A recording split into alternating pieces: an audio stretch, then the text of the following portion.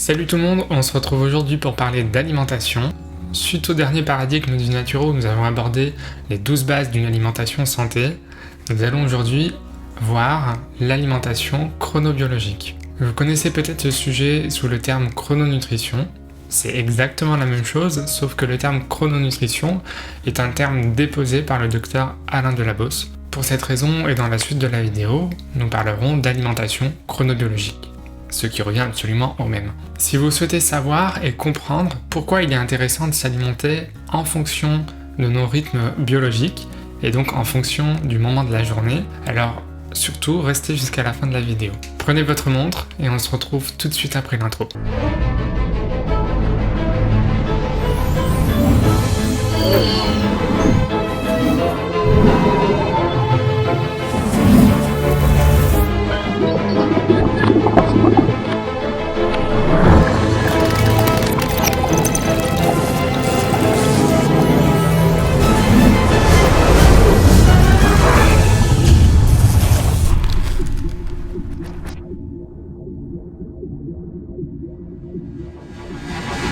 Avant de s'intéresser à l'aspect alimentation, il faut comprendre ce qu'est la chronobiologie. La chronobiologie correspond tout simplement à l'étude des rythmes biologiques de notre organisme. Concrètement, presque toutes les fonctions de notre organisme sont soumises à un rythme qu'on appelle le rythme circadien, c'est-à-dire un cycle de 24 heures qui correspond à une journée. Et si ce rythme est troublé, cela peut avoir des conséquences autant sur le sommeil que sur votre métabolisme ou encore sur le système cardiovasculaire ou le système immunitaire. Et nos rythmes biologiques sont organisés les uns par rapport aux autres, suivant une synchronisation interne qui est contrôlée par l'expression de certains gènes qu'on appelle des gènes horloges. Le chef d'orchestre de ces horloges est situé dans notre cerveau au niveau de l'hypothalamus et c'est lui qui va se charger de réguler de nombreux rythmes comme la température, des sécrétions hormonales ou le sommeil, comme nous l'avons dit auparavant. Vous l'aurez compris, de façon générale, tout notre organisme est soumis à ce rythme. Et ce qu'il faut savoir, c'est que cette horloge interne possède son propre rythme. Chacun est différent. Des expériences menées avec des personnes plongées dans le noir et sans aucun repère ont pu démontrer que le cycle varie entre 23h30 et 24h30 en fonction des personnes. La moyenne chez un sujet sain étant estimée à 24h10. Autant dire que si notre horloge interne était la seule à contrôler nos rythmes biologiques, sans être remis à l'heure, on serait décalé tous les jours un petit peu plus. On finirait tous par exemple par dormir à des horaires différentes du jour ou de la nuit, ce qui rendrait très compliqué notre vie en société. Cette horloge interne est alors resynchronisée en permanence sur un cycle de 24 heures par des agents extérieurs. Et ce qui va le plus influer, c'est le facteur jour-nuit. Actuellement, nos modes de vie et nos comportements sociaux sont venus en partie modifier nos rythmes de base. On assiste par exemple à une diminution volontaire du temps de sommeil, entraînant une dette de sommeil, ou une désynchronisation de notre rythme interne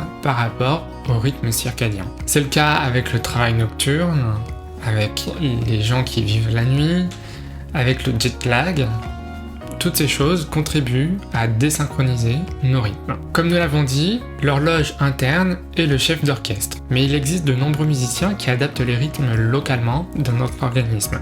Ce sont les horloges périphériques. Chaque fonction biologique importante est régie par sa propre horloge, destinée à optimiser son efficacité en fonction de son environnement. Cela leur permet d'adapter leur activité au cas par cas. Par exemple, si vous travaillez de nuit, que vous avez une alimentation riche en graisse ou que vous avez une activité physique soutenue, ces horloges se chargeront de rééquilibrer vos fonctions. Il faut savoir que les troubles du rythme circadien sont associés à une augmentation des risques de somnolence et de troubles du sommeil, des troubles métaboliques et cardiovasculaires, des cancers, de l'altération des fonctions cognitives, de la dépression et de l'anxiété, et enfin des troubles de l'humeur. Et l'alimentation dans tout ça. Bah oui, je vous vends une vidéo sur l'alimentation, et depuis le début, j'en parle pas.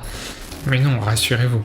Il fallait juste que je vous explique le fonctionnement de votre organisme pour que vous puissiez comprendre la logique derrière tout ça, et que ce n'est pas seulement la lubie d'un naturo. Le rythme des prises alimentaires a un impact direct sur votre santé, et il peut participer à synchroniser ou désynchroniser vos rythmes internes. Chez l'homme par exemple, de récentes études ont pu mettre en lien l'heure du repas et la prévalence des cancers du sein ou encore des cancers de la prostate. Dans ces études, les personnes qui mangent peu de temps avant d'aller se coucher ont une prévalence du risque de cancer par rapport aux personnes qui mangent plusieurs heures avant d'aller se coucher.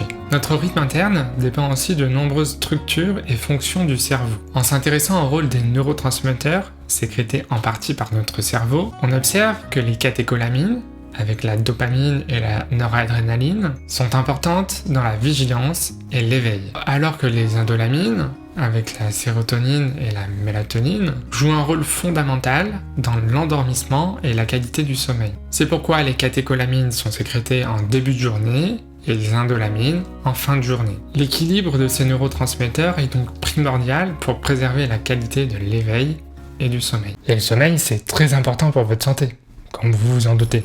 Les acides aminés que nous allons retrouver dans notre nourriture vont ainsi agir comme des précurseurs de ces neurotransmetteurs. Par exemple, la tyrosine est un précurseur des catécholamines et le tryptophane est un précurseur des indolamines. Et afin d'avoir suffisamment de ces précurseurs dans notre organisme, il est important d'avoir un apport équilibré en protéines, particulièrement. L'organisme sécrète aussi tout au long de la journée, de façon calculée et organisée, des substances destinées à assimiler tel ou tel aliment. On parlera des enzymes et des hormones comme l'insuline, la lipase, les protéases, les amylases. Ainsi, le matin, l'organisme est plus apte à recevoir des graisses et des sucres à indice glycémique bas, tandis que le soir, il n'y a presque plus de sécrétions digestives à l'approche de la nuit. Certaines sécrétions vont particulièrement nous intéresser dans le rôle qu'elles ont à jouer dans l'alimentation, comme l'insuline et le cortisol. Le pic de cortisol le plus élevé se trouve vers 8 heures, et chaque pic de cortisol est suivi d'une sécrétion d'insuline.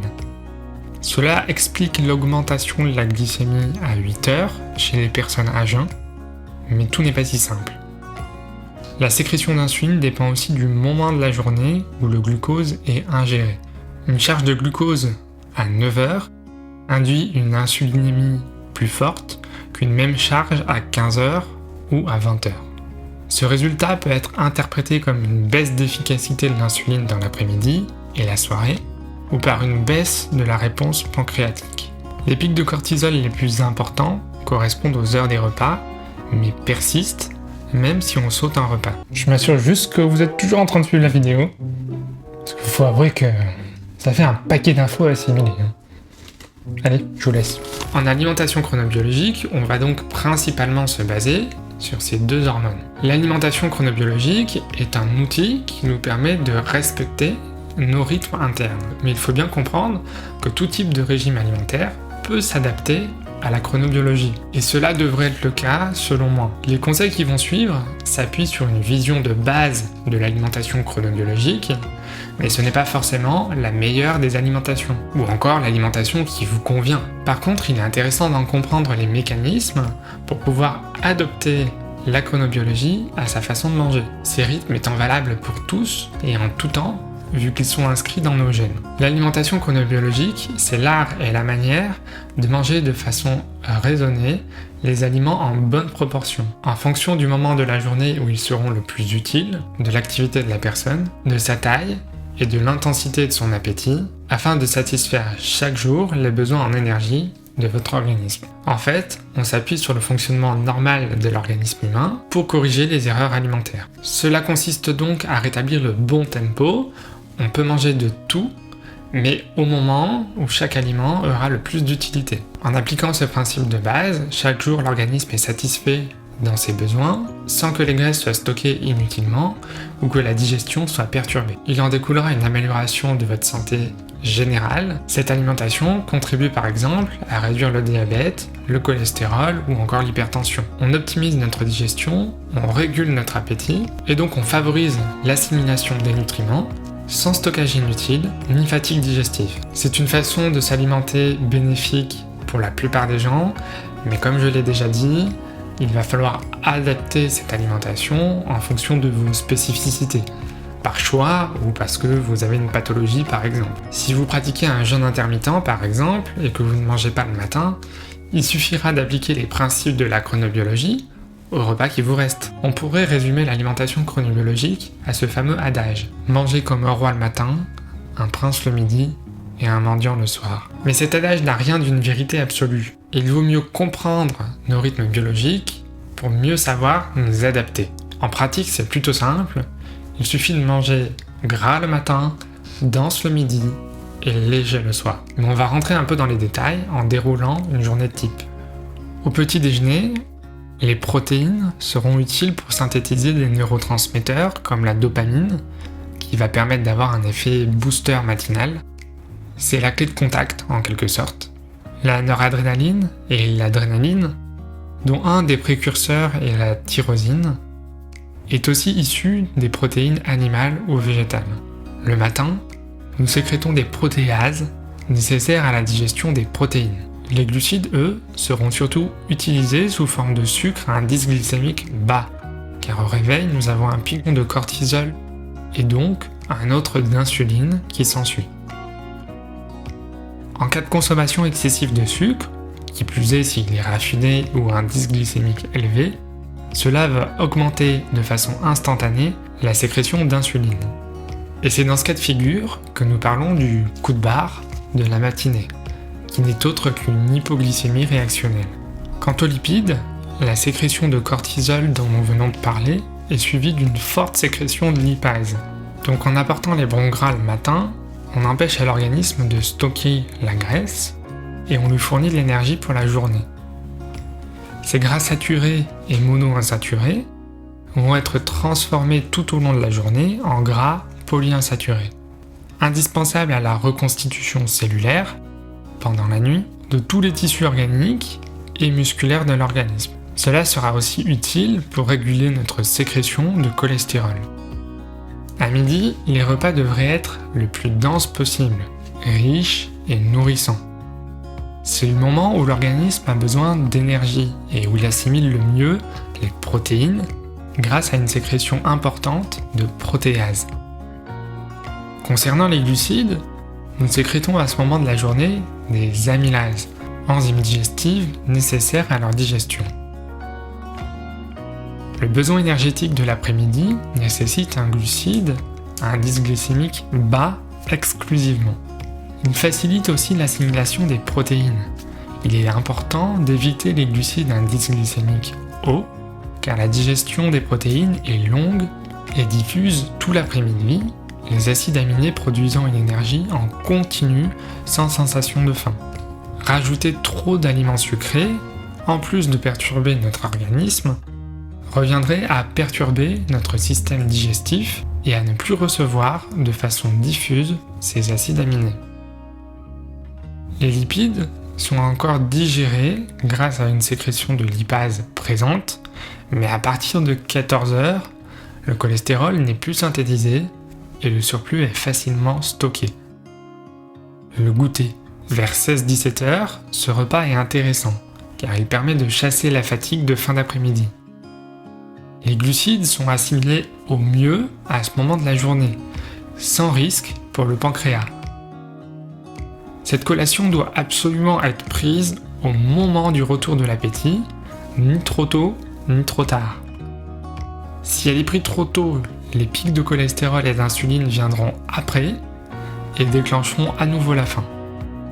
À ce moment de la journée, la sérotonine harmonise les deux hémisphères du cerveau et favorise la détente et la bonne humeur. Elle se transforme en mélatonine active en fin de journée en fonction de la lumière. Sa synthèse se fait à partir du tryptophane et il faut le reconstituer en permanence. Celui-ci est présent dans les protéines, mais il est fragile et détruit à la cuisson. Il franchit plus facilement notre barrière digestive et hémato-encéphalique grâce aux glucides de la collation. Pour réguler sa faim et éviter les grignotages, il est nécessaire d'avoir eu un apport suffisant et bien assimilé de tryptophane, grâce au déjeuner.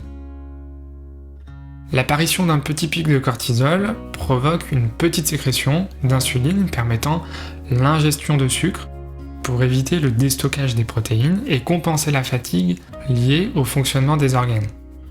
Enfin, pour les lipides, la présence de bons gras en petite quantité permet de réguler l'absorption des glucides. le dîner. À ce moment, il n'y a pratiquement plus de sécrétion digestive, ce qui ralentit considérablement l'assimilation des aliments. Le repas se voudra donc léger, c'est même un repas possible sans protéines, même s'il est toujours préférable d'en avoir un peu. Au besoin, et selon l'appétit ou l'intensité de la journée, on préférera une protéine légère, comme un poisson blanc par exemple, et des légumes ou crudités dont la digestion, facile pour l'organisme, permet de préserver le sommeil. Vers 18h, l'organisme passe en anabolisme, c'est-à-dire qu'il va stocker les nutriments pour la réparation cellulaire nocturne. Les glucides sont donc à éviter le plus possible en cas de consommation. L'insuline sollicitée va retarder l'action de l'hormone de croissance et empêcher l'élimination nocturne des graisses et donc la réparation des tissus. Pour les lipides, on peut consommer des graisses riches en oméga 3, utiles à la réparation cellulaire et à la cicatrisation des tissus, bien qu'il soit préférable de ne pas consommer des graisses pour éviter une forme de stockage, n'ayant plus de lipase suffisamment active à ce moment. Il semble qu'un régime trop gras modifie la sensibilité à une hormone, l'orexine, qui stimule l'éveil et participe à l'envie de manger. En journée, une consommation trop importante d'aliments gras favorise la somnolence. Consommer le soir une alimentation riche en gras entraîne une fragmentation du sommeil. Dans cette première vidéo dédiée à ce sujet, nous avons vu les bases de l'alimentation chronobiologique. Et il est essentiel selon moi de les comprendre pour savoir adapter son alimentation. Dans les prochaines vidéos dédiées à ce sujet, nous verrons de façon plus pratique comment composer ces repas sur une journée. Parce que je sais que vous souhaitez des exemples, et maintenant que vous pouvez comprendre pourquoi il peut être intéressant de s'alimenter de cette façon, vous pourrez aborder vos repas avec une meilleure compréhension. Donc la suite à venir dans un prochain paradigme du naturo. Si vous ne l'avez pas déjà vu, la vidéo sur les 12 bases d'une alimentation santé peut être un bon complément à cette vidéo car elle aborde l'alimentation sous un autre aspect et ce sont également des bases à connaître pour trouver l'alimentation qui vous correspond. Donc n'hésitez pas à aller la voir, je vous mets le lien ici. J'espère que cette vidéo vous aura plu. N'hésitez pas à lâcher un petit pouce bleu, à vous abonner si ce n'est pas déjà fait. Vous pouvez aussi activer la petite cloche, comme ça vous ne manquerez aucune de mes vidéos. En attendant la prochaine, prenez soin de vous et surtout, devenez acteur de votre santé. Ciao!